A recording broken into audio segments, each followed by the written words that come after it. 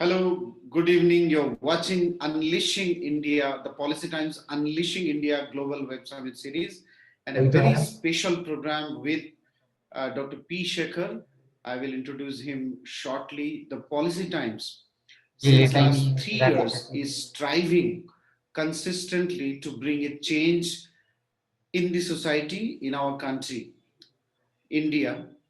India as a nation is enriched with tremendous bounty of resources, whether it is human resources, whether it is land, whether it is uh, natural resources, whether it is water. So, in from every front, I think the country is quite blessed and enriched. Now, despite such, there are often windows for improvement. And we, in our lifetime, when we started the journey of the Policy Times, we started with this mission of making India one of the most prosperous, planned, and smart nation. Now, to achieve that, I think one of the most important journey or accomplishment or success that India needs to see in the near future is smart cities. Urbanization is a phenomena which is everywhere, and no nation can be sustainable or sustainably thrive without planned and smart urbanization or urbanization planning. Now, while migration is a phenomena, urbanization is another phenomena. So, which means that more and more people are going to travel to urban areas. And when that is so, India needs to have a massive kind of movement or planning or strategy to urbanize this country. When and India is rightly has taken a lot of initiatives, whether it is smart cities initiatives and many other initiatives, rightly so. One of the persons who is also behind this and also an architect of India's ideation of smart city initiative we have with us in this panel today. And this is under this special program, we thought of taking such issues in a very detailed way so that this becomes a foundation or another assessment point or a strategic foundation for such initiatives to give a direction and achieve something substantial in the future. So, Dr. P. Shekhar, I'm really honored to have him and invite him. I'll just quickly introduce Dr. Shekhar here. He's an author. Uh, in the designation wise, he's the chairman of Global Smart City Panel. He is also chairman of Microtech Global Foundation. He has written more than 85 books, which are all connected to national growth. He has also been part of many Chamber of Commerce, International Chamber of Commerce. He led many delegations abroad. He has been part with a lot of international business delegations with ministers, different prominent policymakers of this country. He is also very well connected with many policymakers of India, often speaking to them, often helping them in developing better policy, especially with regards to nation building, smart city, urbanization, and also since last 10 years, Dr. Shekhar is coining this concept called secured governance. So he's trying to see from the mirror of secured governance to find solutions of various nation building issues that India as an emerging power is facing, whether it is urbanization or city planning or economic growth model or transport development or technological innovation.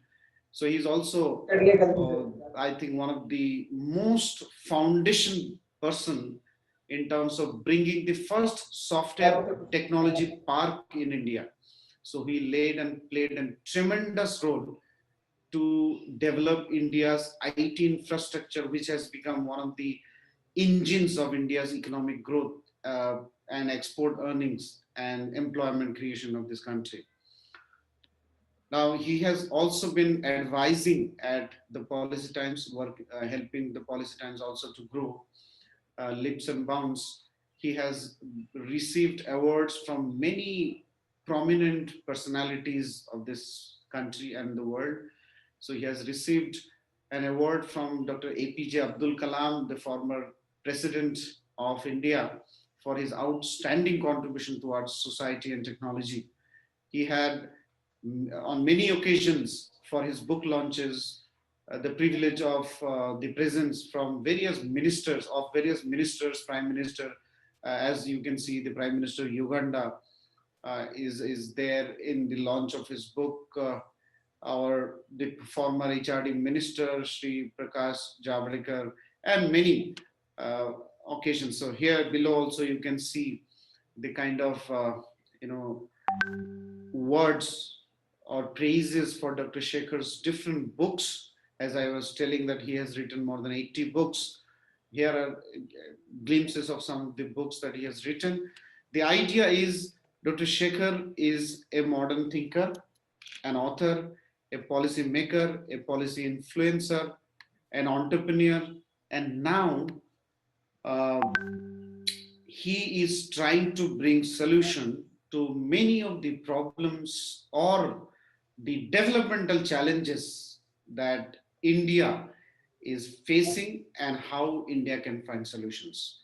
Today, I think the biggest solution that we have, the problem, and one of the biggest policy priority that we have in front of us is urbanization. Though common mass, I don't know how much they are aware of it, how much the nation is aware of the importance of urbanization, but as long as or unless India takes urban planning seriously, strategically, I think we will have more trouble to come. If we do so, India will have one of the most sustainable and healthy, peaceful society forward. So, with these words, I want to invite Dr. P. Shekhar to kindly lay the foundation of this special program uh, and your innovative solutions through which India can find better or proper urban or smart city planning under with your secured governance concept. Dr. Shekhar, over to you. Thank you, Akram. Today is a special program where I have to talk for an hour. Otherwise, for last 52 sessions, I have only been coordinating. Of course, talking for about 10 minutes. Talking for 1 hour is different from talking for 10 minutes. And that too on a subject like, which is of course very, very close to my heart, on smart cities. Thanks for inviting me in a special session like this. And coming to the way forward for today's event, I have made a detailed presentation which is for the planning, strategy, and the significance of the word smart city. Because many people think that smart city means a two Wi-Fi is put in the smart city, or some electrical connection people put somewhere here and there, and that is smart city. Whereas I wrote my first book on smart cities in 2012. And even when the national policy was evolved, they did refer to my book, and many people did say that this is the backbone. But what is written in the book and what is being followed is quite different. Because I was basically talking of smart cities means, new greenfield cities and cities going till the village level. Because smart city, like Akram pointed out very clearly, it is to give a good life to the people and to stop this migration to the cities which are existing. And so I will come into more detail as I run through this program, as I run through this particular presentation. Yeah.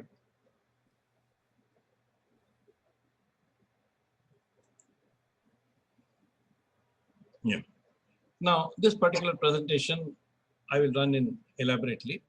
And halfway through, I will request Akram, whatever feedback he's getting from people, which can be read out to me or informed to me, so that the second or last quarter of the session, I will devote to the way people would like things to be understood or things to be informed.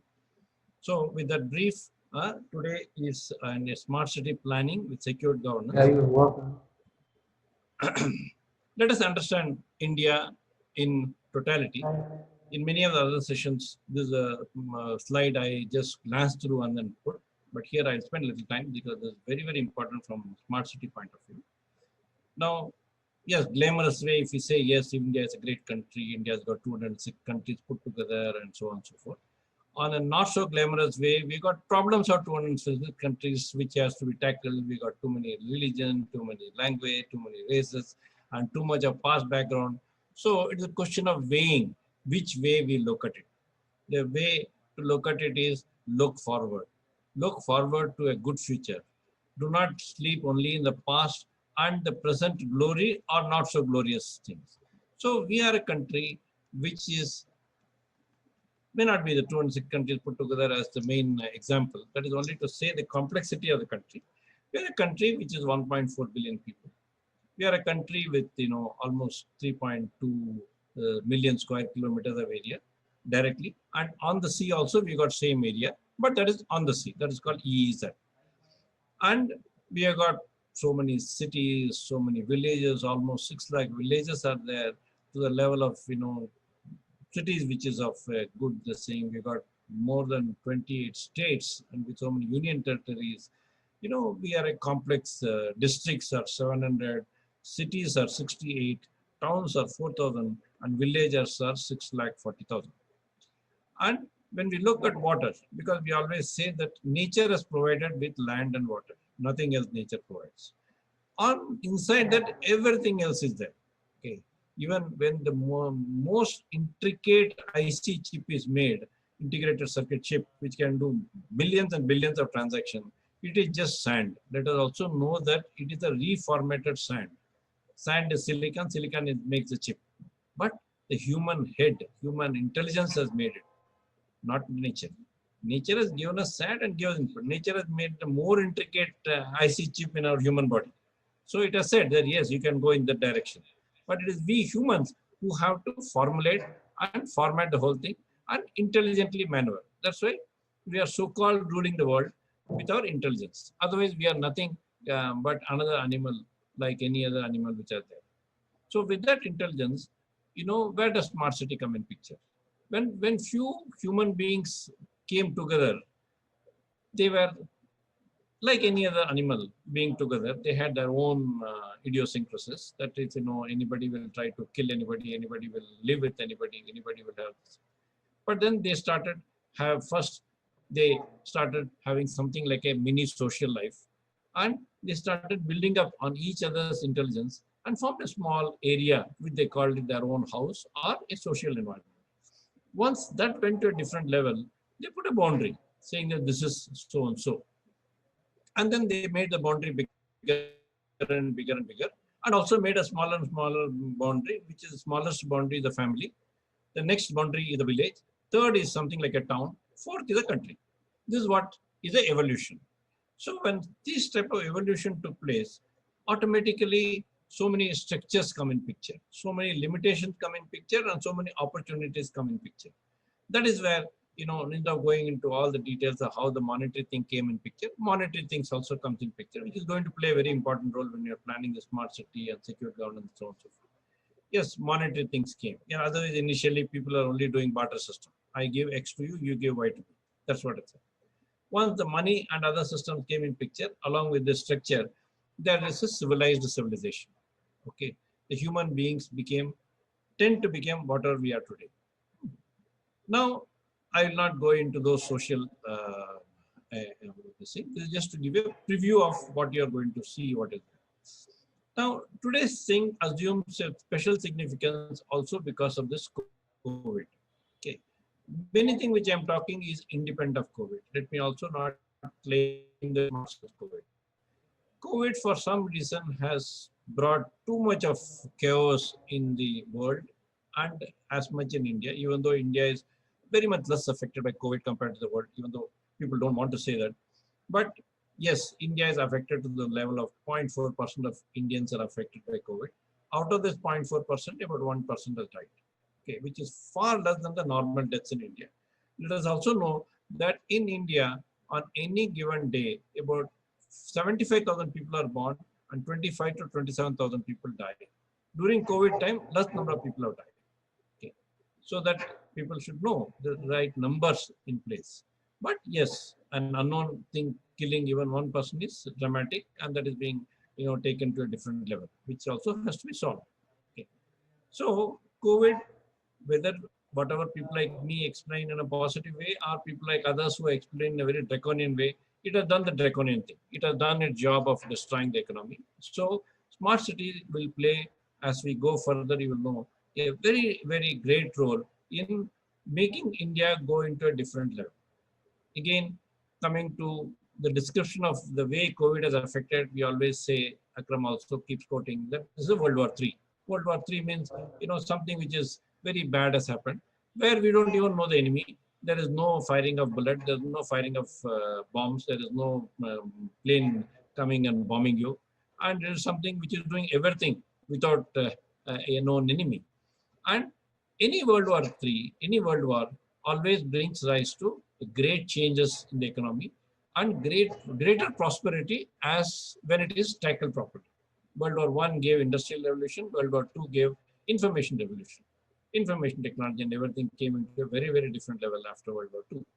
So now World War III has come. It is going to give rise to a different gear of a communication revolution, we believe. But I'm nobody to guess what it is going to bring. But it is going to give rise to some very highest level of technological, human, all sorts of things which are necessary. So one way to look at COVID is the destruction which has caused. Second way to look at COVID is, yes, COVID has brought huge changes, but it is going to give us a better and a different lifestyle. Let us come down to smart city and the role smart city is going to play for the world's economy and much, much more as Indians who would like to have Indian's economy. Now, when we say the vision of smart city means develop and integrate a super smart city. Super smart cities are present cities. Okay, should be made a super smart city. And right till the village level, we have to have this concept coming in picture. I cannot have a city coming very good way in present cities and let poor people from rural area drifting to urban areas. Rural area has to be an urban area the way at least we are planning the word smart city.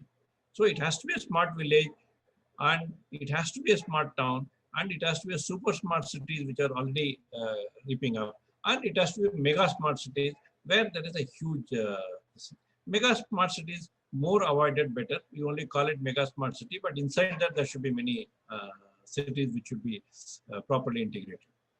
So in that, this is urban structure is there, will be there, will start growing. Rural structure was getting destroyed because of the growth of urban structure, which we need to immediately take care to say the rural is not destroyed. If you destroy rural, urban will get doubly destroyed. It is for urban people's own survival. Let us understand that India has got even today 600 million people in rural areas. And if you don't take care of them, and if you believe 600 million people coming into urban area means every urban city will be destroyed, whatever you do in terms of development. No technological development can take care of so many people. Whatever it is, India is growing at the rate of 20 million people every year. So this 20 million people added to all this thing will give rise to a bigger collapse. Whereas if we take care to see that every village is taken care, village is also made into city, and these cities are made to super smart cities, so that we are creating a little bit of a caste system. That caste system is not with any negative purpose. Caste system because of the aspiration. A person in city would like to grow, would like to be seen differently. But at the same time, not at the cost of pushing down a person in a rural area. Rural area person has to grow in a rural environment, but with urban facilities and urban environment, technologies and approach. Now, smart city approach should have modern technology, improved lives of smart citizens, collaboration and engagement, efficiency and resource management, data and transparency. Transparency as much is required. Okay, transparency, very crudely speaking, should not be and over transparency where we put even bedroom and bathrooms with CCTV, which will only spoil the system, spoil the morality, spoil the legality, and give rise to things which are not good. So transparency should be enough. Even in a commercial, people say everything should be transparent. If everything is transparent, if somebody can give you a bill of material, the technology, process, everything, then what will he sell? Everybody will get ruined. So transparency, for that matter, everything should not be under very opaque walls. Then also nothing will work. Everything has to be as per need. You know, everything has to be as per the requirement for the growth of the nation, growth of the individual. It cannot be growth of the nation without growth of, if individual don't grow, nation cannot grow. So individual growth also is to be seen, individual aspiration has to be seen, and the requirement of the nation has to be given the topmost priority. So global urbanization trend, as you know, we cannot be sitting in silos. When he said I'm writing so many books, my latest of the 14 books writing together is on borderless country. Okay, so we cannot today in this media oriented world with so much of communication oriented world, we cannot sit in isolation. So whatever we do today will be seen by others tomorrow or even the day today, and whatever others do will affect our lives. So in the world, almost world population 54% is living in urban. Okay, in India it is slightly low, but there are things which are growing forward. Okay, and I will tell you why we have to be slightly different from the world also, because of our inherent nature of the way we are, the way we reproduce ourselves as Indians. Even talking of numbers, India became independent as a 350 million country. Now it is 1.4 billion. 850 million people have been added. Almost 250 to 300% more people have come, which is not there in any country in the world, where in 70 years, people have almost tripled their population. So we are having our own, opportunities and problems. The question of how we look at the 850 million people. If 850 million people have to be fed by the same old structure, we are a collapsed economy. We can never survive.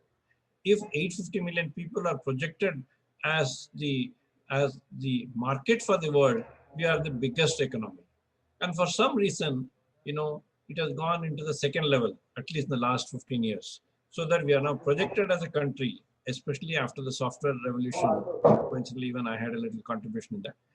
We could project to the world that I only coined the world that we are a superpower in software. So, it caught the attention that, through software, we could grow into a different dimension, because software is one of the item. But software is one of a small sector in the growing economy. So we have to see which all economies will make our people grow, and where people sitting in wherever they are able to do. Urban people with urbanized requirement, rural people with rural requirement, and there could be a, like I said, the word transparency, there could be enough transparency between the two for a mutual growth. Now, in all this thing, integrate the best practices across the world. This is what I meant when I meant by, borderless countries. Borderless country does not mean that India will merge with any other country. India will be Indian. India will have a border. There's no two things about it. India will have a military, but it will be porous. Today, technologies, everything will start cutting across borderline. Border does not mean the border to the next country. Border means there's a border even to a country which is 6,000 miles away. We have got an invisible model. So we will exchange technology, best practices across the world. What is good in me, I will tell the other man. What is good in them, they will come. Even in this particular show, we had so many foreigners who had come. I mean, come in today's mean, they were there, but they could talk, they could appreciate what we are doing. I mean, we had on European talking Sanskrit in one of our shows. So, which is what is the spirit in which things will grow. Technologies will permeate, things which are the social and the cultural, and everything has to grow, because when secure governance has to be understood and seen as a way of growth, it is a composite culture which will grow. So integrating the best practice across the world has to be smart economy, smart environment. Smart is just a terminology. Let us not give too much importance to the word smart, but it is important. It is just like in a war. Every particular civilization had their own war cry. There is no significance of the word war cry, but war cry was necessary for unifying the people. So smart economy, the word smart is a war cry for development. That we should know. It is not, people, even I started coining the word smart into some S for this, M for this. No, it is just simple to understand will be that this is for the good of the people. This is a war cry for development. So there should be no great significance attached to the word smart, but it is required for the war cry for development. So smart governance, smart lifestyle, smart transportation, smart community. So coming into little more details, we have, on the population of the world, some of the interesting slides I'm bringing for the world also, and for India also. So how they are projected is that from right from 1990, 2018 to projected at 2030 in today's case. Okay, there will be 10, mega cities. 33 mega cities will be by 2018, reached by 2018. And by 2030, the 30th mega city will become 43 mega cities. Mega cities are cities with more than 10 million population. Yeah.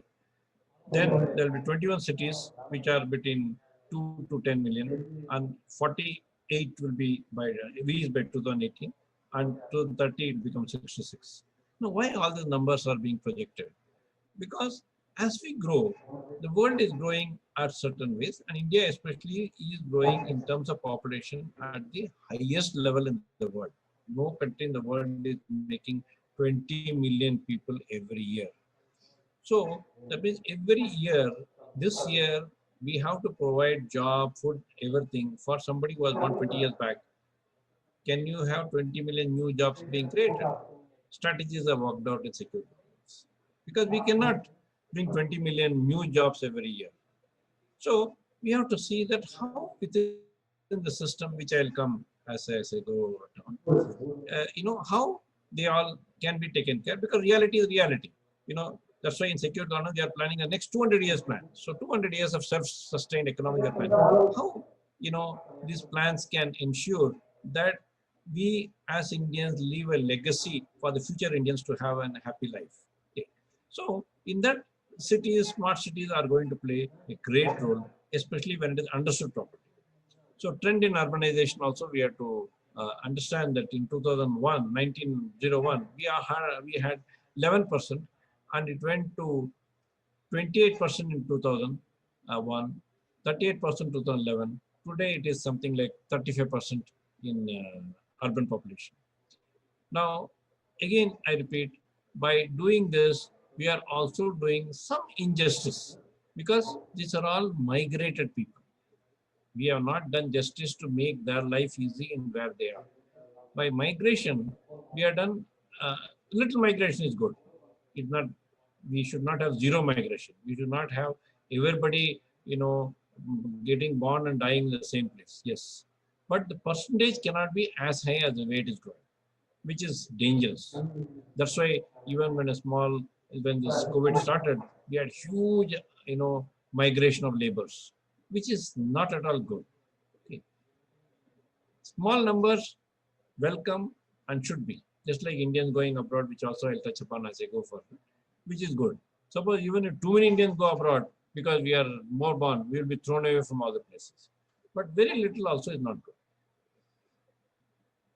This is a very interesting slide, that which are the top 10 cities through GDP. Many of the Indian cities apply. Delhi, Bangalore, Mumbai, Chennai, so many. So that means we are growing from a world standard on an extremely good way. Okay. There are a few other slides which are not presented, where yes, India may or may not be doing as well as it should be.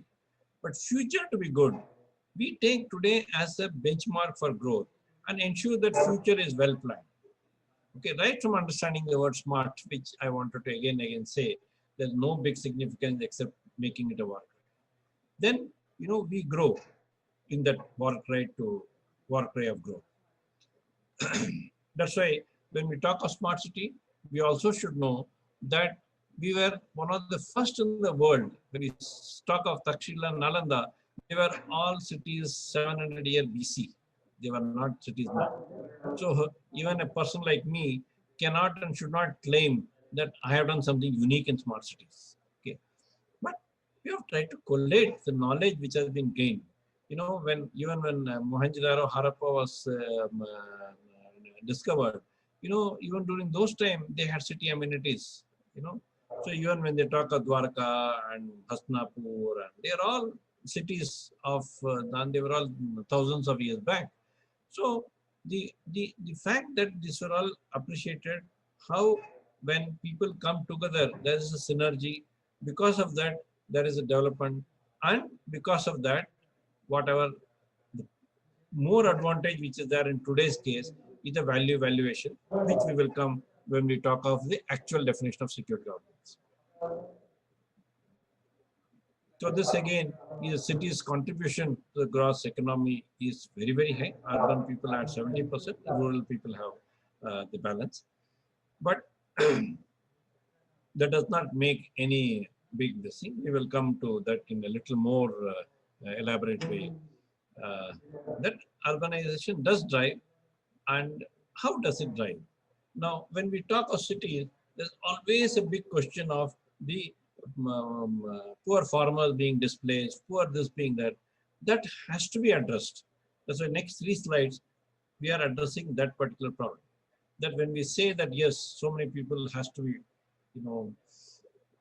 put properly in a city environment, immediately we think of grabbing some farmer's land through some age-old collector's signature by which anybody can be displayed with whatever compensation which is. In secured governance, we don't have to displace any farmer of any significant numbers. If it is something, it's small numbers, okay. There comes this prospect of what we call as wasteland. Now, wasteland is no man's land. It is a non-developed, non-agricultural land. And I will also give the facts and figures. India has got 6 lakh square kilometers of wasteland. Okay. And what is secured governance principle says that 5% of this 6 lakh square foot, 6 lakh square foot, as you will see in the chart which will follow through, is about 15 to 16% of India's land. 5% of 15%, which is about 2% of the land. We use of a land which belongs to nobody, which generally belongs to government. Yes, there are some conditions apply. So we can always pick and choose those which will not disturb anybody's environment, and then make the future planning. Then we are clear for the next almost 200 years of development, because the land area is so good, it takes care of the excessive population which is going to come, and people to be taken care, the funds to be taken care, because this land itself will indirectly give 600 lakhs crores of extra money for the government's development plans. Okay, that is still a separate topic, so I will not go into that topic. Now here I am giving the way this 6 lakh square foot is built throughout India. This is an official fact from, I know, recognized by Government of India in world record. Everything is there. So we are having total wasteland of 16.93% of India's land as wasteland. And we are saying 5% of this should be developed for the newer smart cities, including the village to be termed as a smart city, because this wasteland is spread right from Kashmir to Kanyakumari and from east to west, everywhere. And they are also there in islands. We have got 1,300 islands. Even inside island, there are wastelands. So, and wasteland, to put it very crudely, is to present an old example. Is just like Hastinapur and Indraprastha in Mahabharat, and to Dubai and other places in Middle East. But Dubai is a desert. Today, it's the most developed place. It is one of the biggest developed places. Same way, when we go to historically Hastinapur and Indraprastha, Hastinapur was a beautiful city. Indraprastha was a wasteland, which was developed into a city which is better than Hastinapur in 1 to 2 years' time as per historical or mythological records. Same way, Dubai made a transition in 5 years' time. About 25 years back, Dubai was absolutely not 25, but 30 years back, Dubai was a non-existent, this thing place, which was just attracting few people. But Dubai is not famous for oil, but they grew just by using the wasteland. So we got example of old and new, so that there is no need to say what will happen. Yes, inside wasteland, there is little of forest land, waterlogged land, marshy land, land of salinity, all can be taken care. Today, technologically, we are so advanced that every aspect can be taken care. Except if any of these things are destroying the greenery, please don't take it. There are enough of non-green, non-this thing land available, and let things go around the land rather than we choosing something and telling a farmer to get out. So, which is not correct. So, where these few slides I'm trying to tell is that there is land available, there is an undisturbed land available, and the way it is it can take us to a different league. Okay. So now coming to the smart city, the definition, as I said, there could be various definitions.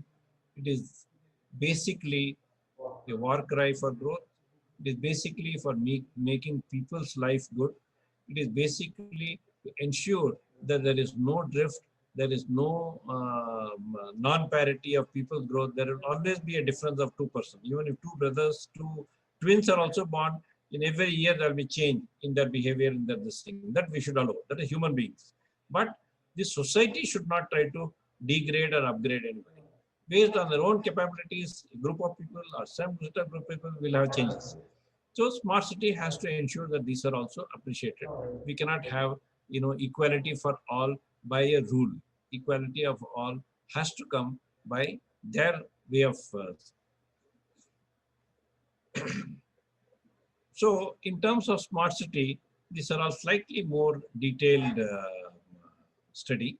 You know, this urban area smart city has to have safety, security, entertainment, business, efficiency, sustainability. All has to be taken care, and they have to come to the norms of the government governance, and many of the fundamental requirements of these are having a subsector. In terms of, when I say sustainability, it has to have its own subsector. When it is to be green, it has to have its own subsector. When it has to be resilient and climatic conditions has to be taken care, it has got its own subsectors. Security, it has got its own subsector. Social and environmental conditions, of course, social, nothing like environment is different, social is different. Social is a human, environment is nature. So they got their own. So every aspect has got its own, and there are enough studies done, enough materials available by which they can be sort of taken care. So now comes what I call as a smart city and this word secure governance, by which even he introduced. Now, secured governance is put because anything to do with smart city and smart development and all would require huge amount of funds. When I'm saying that, uh, Wasteland, you take it out and develop, and 600 lakh crores. It's very easy to use the number, but where will the 600 lakh crores come from? When India's budget itself is anything up to 20 lakh crores, out of which 70% is going as salary. So in 4 lakh crores and 6 lakh crores, how can you get this? So that is where secure governance comes in picture. That's where I also hinted that when I talked about the human evolution and then money coming in picture and value coming in picture, I said we will discuss. That we will discuss in under 2 minutes time. So when human beings have developed, money has come in picture, economy has come in picture. Economy has given rise to a growth in economic parameters. That's why GDP comes in picture. So many other parameters of economy comes in picture. And smart city gives a huge different dimension to the economic life, which means the moment a place is a village or a non-developed area. I'm not saying all villages are not developed. Villages are also very highly developed villages are there. A non-developed area and developed area, there's a huge difference in the values. Today in non-developed area, you may get a land almost free or almost as good as free. And in a developed area, you can get something which is costlier than gold, to put it on a very qualitative terms. So that is the crux of development. The moment you develop, the moment you synergize, the moment people come together, a non cost bearing thing becomes costlier than gold, costlier than the costliest element. Just to put it crudely, in a non-developed area, you may get 1 acre even at 5,000 rupees, which is not even anything like peanuts. Whereas in a developed area, even at 200 crore per acre is not available. Okay, It is still bargaining. So that is the type of difference which is there. Where is 6,000 rupees and where is 200 crores for the same amount of land. And sometimes some of them are just 5-10 kilometers away from each other. So the development gives rise to huge value valuation. In secured governance, what we are saying is for development, yes, you will need money. No budgetary support can give you that type of money. Yes, we will say PPP model, private public part, but somebody has to put in the money. And money has to come out so that it can be earned back. In secured governance, we say that huge value valuation which is brought by technology and techno-economic consideration can flow back through the valuation back to get the value. And many times the value itself can come free. That means for my future money which is supposed to come, the present money can come as an offshoot, then the investment comes. Because investor knows that I am going to earn so much money. Okay. So it is a win-win-win situation. Win-win-win. Why? There are three wins. Win for the government because it doesn't have to put money. Win for the investor because his returns are guaranteed. And win for the people because he is the person who is gaining this. And this does not put their hand in anybody's pocket. Everybody goes by a form. That's why you use the word governance, secured governance. That is a governance. Things are understood properly. Things are properly earmarked. Things are legalized properly so that nobody feels deprived of their rights. Today, in many other way things are happening, everybody feels deprived because there's no agreement in place, there's no this in place. The poor fellow has sold it at 6,000 rupees, then he suddenly finds the rates are going up. The fellow doesn't know what to do. In this case, every stakeholder will be properly rewarded, properly calculated, and properly taken care. So that is what is secured government. And this is for retrofit development, redevelopment, as well as greenfield development. This also 2 minutes more I'll spend. In greenfield development is whatever I call as the wasteland, Indraprasth or Dubai or all these examples which I gave, where right from scratch we are going to start planning from zero. Redevelopment is something by which, things are there, partly developed, partly non-developed, it is taken care. In retrofitting, it's fully developed, but developed in a not a good way. Like most of our cities today had to do retrofitting. And unfortunately, even though my own book was taken as a Bible for this, I have not talked about retrofitting as a major activity. Retrofitting is a minor activity. Here, in the present level, almost out of 100 smart cities which are advertised or made into policy, 98 are retrofitting. That means known smart cities is just renamed as smart. Node cities are renamed as smart cities, which is the retrofitting them, which should be done, which is not. But it should not be have been the main thing. They would have announced 500 smart cities and made 100 retrofitting. You cannot have 100 smart cities announced out of it, 98 is retrofitting. Okay. By that, it is a catastrophe for development. Why? Suppose I make today's city more smarter by retrofitting. If a city like Bhopal, which is maybe 1.5 million people, if it is made more developed without taking care of the remote village and remote towns nearby, the Bhopal will become 5 million people tomorrow because it is already having amenities. Today, Delhi and Bombay, with almost 8 to 9 million people, would have been the best city in the world. Today, with 20 million and 22 million, both are collapsed cities. Same thing should not happen in future planning. Future planning, let us not put money into the existing cities. We should put money. Parallelly putting money in the what we call as satellite cities. Satellite cities with bigger features. New Delhi is better than old Delhi. New Bombay is better than old Bombay. Same way, the new Bombay or new Delhi should almost 20 cluster cities should be made, which should have better than, and then put money in Delhi also. The moment you put money only in Delhi, Delhi will have 40 million people in another, maybe 5 years time, 10 years time, and it will again be triply collapse than what it is today. Because no road, no amount of technology, no amount of this can save us. So we have to ensure that in planning, in this greenfield redevelopment, redevelopment you do. Put around cities. Don't only do retrofitting. Because here, greenfield, I'm not talking, but anyway, things are developed around cities so that there is no, green development in an existing city. Similar thing we have highlighted in a more elaborate way that, between green and brown. Brown is existing, green is from zero. So that in greenfield model and brownfield model, there are a lot of challenges which has to be taken care. And factors for sustainable smart cities are there. Now what I'll do, I'll take a few minute break and ask Akram whether he has got any queries from any of the listeners and what he would like the last portion of my talk to be. Akram?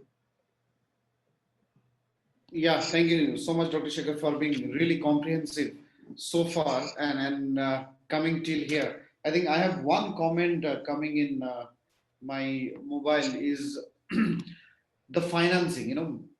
Developing cities require huge amount of finance, huge amount of money. I'm sure in the next course of your presentation you will cover how do we raise funds for, because you talked about three very nice separate I think format: retrofitting, then redevelopment, and then greenfield development, and then you also talked about satellite cities. Now in all this, how do we sustainably raise funds? That is what I think I got a comment. The other two observations I also have while listening to you is that there are two more aspects to it. If you see how India in the present condition or context, how do we practically implement this? What should be the kind of role model or roadmap that states or center should adopt, and what should be the level of state and center coordination in all of this? The other two aspect is, there are many such societies that has been developed in Noida, in different part of, nearby the big mega cities. Half of their, flats are empty. So people are not residing. These are very big and nice societies, but many of them are also empty, which also giving an indication that the purchasing power of people, or the people's purchasing power is connected somehow with the city development that we do. How do we bring synergy in all of this? Yeah, thank you. So what I will do, I will address all these three as I go forward. Right. Because somewhere it is there, so there is no duplication. Somewhere it is not there, I will digress and address the mainly 3 to 4 questions which are raised. Thank you. So that also gave a little break for the long session. Right. So now I have another 15 minutes. I will ensure that in 15 minutes we close the balance portion and giving right answers to whatever questions have been raised. Now, of course, one of the question was in terms of, where will the fund come in picture? Oh, sorry, one more question. Maybe there is one more question. Maybe we can take after some time. No, please tell now. So that Okay. I don't The want other to is the comment that I receive here is that normally urbanization take place based on the industrialization. So wherever there are more work opportunities, people move there. So how do we plan now? Because we need to plan industrialization in such a way which will then develop the roadmap of urbanization. The habitation of the people in that. Then how do we decide or define the industrialization and then urbanization together in the model? Yeah, thank you. Because maybe the question was because of the slide itself. Because the last question will be the first one which I would answer. Because, when we talk of the smart cities, it is basically answer to the last question. Because every one of the cities will be based on the hub and what is the hub specializing in. If some place is more known for a copper vessel, the hub will be for copper vessels. If some is for religious tourism, it will be around religious tourism. If some is making textiles, it will be around textiles. If some is making just a button, it will be around that button. That's why security governance is divided into hubs, which is big cities, mini hubs, which is a cluster of cities, and nano hub, which would just be a simple billboard. A simple billboard is a process of a smart hub. Okay, a smart nano hub. A small village is again a nano hub. Okay, so what is the difference? Each one, that is what the trick of the game is. How we collate. In the end, I have also try to put by this what all will be happening for the development. But on a major scale, like we can rightly see in this particular slide, there'll be energy, there'll be transportation, there'll be traffic. Each one will be taken care in each hub, and each hub will be oriented to each city, each specialization, each sector, and it will also have all the things which are required in today's amenities. Even a village will have municipal services, water supply, solid waste, everything, but on a minor scale. And village itself will be oriented to something which is specializing village. Maybe some village is famous for achar, it will manufacture achar. But in secured governance, what happens is we don't depend on one single sector. In secured governance, whatever is the present sector becomes a majority. That means if some very crude example of an achar is made by a village, the achar will be the basic component, but many other things will be around that. For some reason, this goes down, some other sector will go. Today, what is happening? Because we are trying to work out a zero failure system. Today, what happens? If something is made as a tourist resort, and for some reason something goes wrong, the whole system fails. Something is made as an energy. For some reason, coal is not available, something is not available. We got many of the SEZs have failed because they depend on one particular parameter, etc., one particular person or one particular, set of persons, and the whole thing failed. Secure governance definitely does addresses that problem, saying that yes, you keep one, whatever is there today, but don't do only on that. Keep other supporting sectors around it. So if anything goes wrong, the supporting sector will take care. And your education hub may suddenly become a tourism, some other tourism hub become an education hub, so that success is guaranteed. So that is reply to the last question. So secure governance works basically for employment, because employment is the only one which can give value addition. It cannot be on CSR budget. In fact, secure government doesn't believe in the CSR, but CSR budget should be more for entertainment and more for any emergencies, more for some calamities which may unannounced has come. In normal rule, secure governance ensures that there is a streamlined, systematic thinking and systematic way for the growth. So for all, as I said, smart solutions of government will do what it has to do. But while doing, government itself will directly give employment to people by making the people do much of its activities and keeping its own taxes absolutely low or almost invisible, because everywhere the value and valuation will take care. So to put a very, very crude example of secure governance, a road is built, road gives huge value around the road. Value itself brings the road free.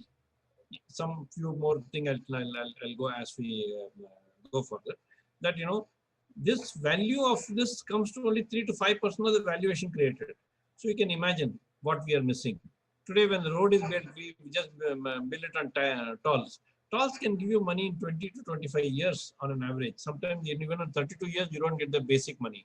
Yes, in Bombay and Delhi and maybe 1 or 2 cities you may get in 2 to 5 years, but that is exception. Exception cannot be a rule, because they don't, well, it is even 2% of the whole traffic is moving. So, because time is running, so some of the slides I may not like to go into detail. It is self-explanatory that, various parameters are taken care while broadly when we say. And this funding, second thing which you rightly said, where will the money come in picture? When I said about value and valuation, there is money. Somebody has to put in money. It is not one of those, some spiritual leader closes the hand and then says, Allahu Akbar, and genie comes and gives you the money. It doesn't happen. Money has to come in physical sense. So secure governance plays a huge role in planning the budget, planning the money, and planning the return for the person who has put the money. Okay. Because of this valuation, anybody putting the money cannot put the money in today's banking norms. Today's banking norms, 3 months you don't do something, you are declared an NPA. In many places, things may happen after 20 years, 15 years. And 20 years, 15 years, the returns may be so high that the thing about today's norms is, today, if you have an agriculture, there are agricultural items which has to be taken care every second day. A flower is born every day. Whereas when you say bamboos, it'd be 3 years. And when you say sandalwoods, it is 20 years. So you cannot have a 3 month time in which, the flower also should, which gives almost every day to be taken care. So you should say, no, no, you wait, I will take you after the 3 months. Or you can have something like a sandalwood, which comes after 20 years. In 20 years, the sandalwood gives you more return than all these flowers put together for the same area. Okay. So same area and same number of years. So it all depends on the way and secure government takes care of, because it ensures that there's an equitable growth, and you do not, there's a growth which is going forward with time, okay, paripasu, and it gives returns to the investor, banks also, but not by the standard rules. But somebody else put the money, bank can get it insured. I'm not telling the bank to change the rule. Somebody else who put the money will ensure that bank get whatever they fund in its equitable way. But others who put in, they may get lot more, lot more. Like when we know in properties and all, if you put X amount today, it becomes almost 100 to 1,000 times in maybe 10 years time. So in that case, please don't look at his gain. Look at your interest has come to you, a little more than interest has come to you. So secure governance ensures that through the valuation game, money spins faster. Today the economy grows only by the spinning of the money. If money does not spin, economy crashes. In secure governance, we ensure that X place is being built. You ensure that with time, you keep slicing off the place at various valuation, so that whatever is to be committed with banks and other financial people for the survival thing, the balance is a cream which gets into making the city whatever it is. So, of course, there are risks. There are market risks, policy risk. Policy risk has to be minimized because of the word governance. Government has to give an undertaking which is different from any political consideration, and it has to be purely on merits and purely on the C, which is defined in the rule book of C. Then there is always a risk of property valuation. Of course, government approvals will come as part of governance, and so the risks are there, but they are far minimum, and they are not catastrophic. The risk may be that I expected to be the richest man based on secured governance. I may not be the richest man, but my sustainability and self-sustainability is 100% guaranteed in this. And this also, again, I will not go this again on retrofitting and financing models and so on and so forth. So, like whatever little, it's a multi-layer model. That's why we are calling 3-tier secured governance. While planning, implementing, and properly maintenance after the implementation. So these are the challenges for the financial. Again, taking another 2 minutes away from this thing. Today, India is on the core of the world map for funding. Anybody in funding would like to see India as the first choice. So there is no dearth of money, and money at extremely attractive terms. So anybody wanting any money, and there are not singular. There are multiple people, multiple locations, multiple this thing. Because people do not have the type of vibrant economy and vibrant people. Indians are highly respected in the world. Just our 25 million Indians constitute $1 trillion economy. Today, many of the countries are looking at Indians as their own president, their own prime ministers. A simple thing like a Miss World attracts 10 countries are represented by Indians, 10 different countries. So right from a Miss World to the president of USA to prime minister of UK and many more countries. It is not that these are the famous, so we are saying, are looking at Indians. So Indians have commanded their respect, and that is where where I'm linking the financially, this goodwill is making all of them look at India, and they become like our ambassadors sitting there. They become like our ambassadors sitting there and saying, "Oh, that's a good country. You please go on this thing," and they bring value to the country. They do not change in this thing. So this is what your third question in terms of the funding portion. Funding is available. It is a question of structuring. It is a question of government guaranteeing what it has to guarantee. I'm not saying guaranteeing the return of the money, guaranteeing the policies. If X is committed, it has to be kept up, even if the person whom I don't know come in policy, he cannot change. And today there's enough legal ways in which things has to be done. Many things are kept in an open-minded way in many agreements, which is what is spoiling India's name, spoiling this thing. In anything, the legal compliances, for it to be correct, the legal agreements have to be done. Then so much of today, almost 8 lakh crores of government money is blocked only in road sector, which is a shameful affair because the agreements were not done properly. Agreements were open-ended. Agreements, people are made to sign an agreement in which they don't have any connection. Okay, somebody draws a line, this is a road, and tell somebody to say that in this road I will do everything, not knowing that in between there is some legal dispute and the court has given a stay order. So the whole road stops. And many times people don't even know till that particular portion has come that this particular place cannot be touched because of legal thing. And in secured governance, even if this is there are ways of doing it. In secured governance, we will play a road on top of it. Because here, the PPP, the last P in the partnership is participation. So you participate and go. Whatever you can do, you are done, pay and go. Other person, somebody else will go. The person who is fighting itself will gain by making the road. Then your 8 lakh crores will come back into the system. So it will also not only fund a new product, even the lost funds will come back into the system through the system. Through this. That's why I kept the secured governance definition at the end, or toward the end. There are still more slides. Let go. It's already.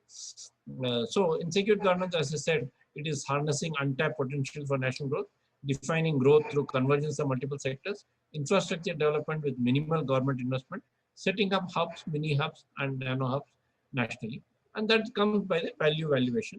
That's why we call it a self-sustained growth of the economy. Again, greenfield and brownfield, and through the secured governance.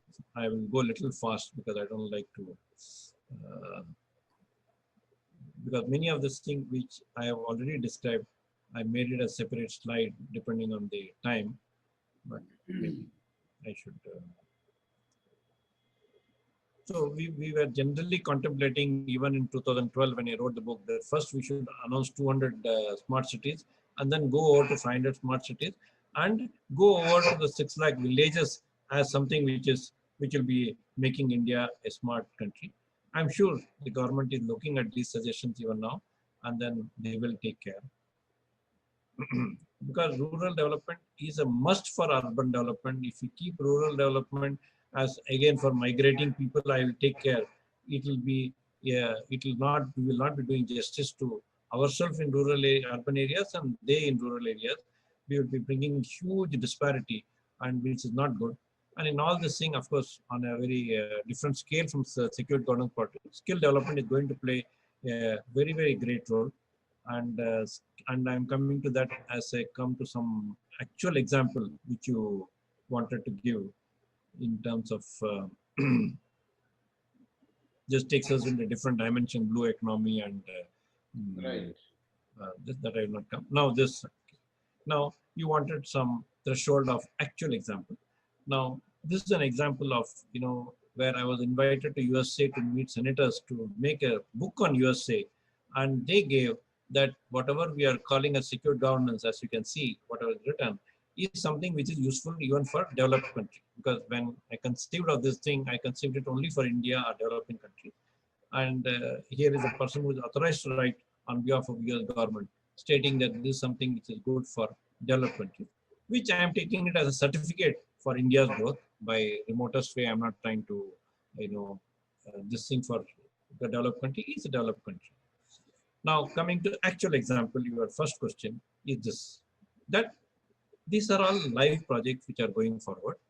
Here is MSRDC, which has formed a secure governance committee where, it is taking care of all this thing for what? This is for the Bombay-Nagpur Super Expressway, which is in paper the largest project in the world, because this has got 24 smart cities across 750 kilometers of road. Okay. Wow. 24 smart cities, every smart city, no smart city will be less than 50,000 crores, which means this is 12 lakh crores, bigger than the China-Pakistan belt.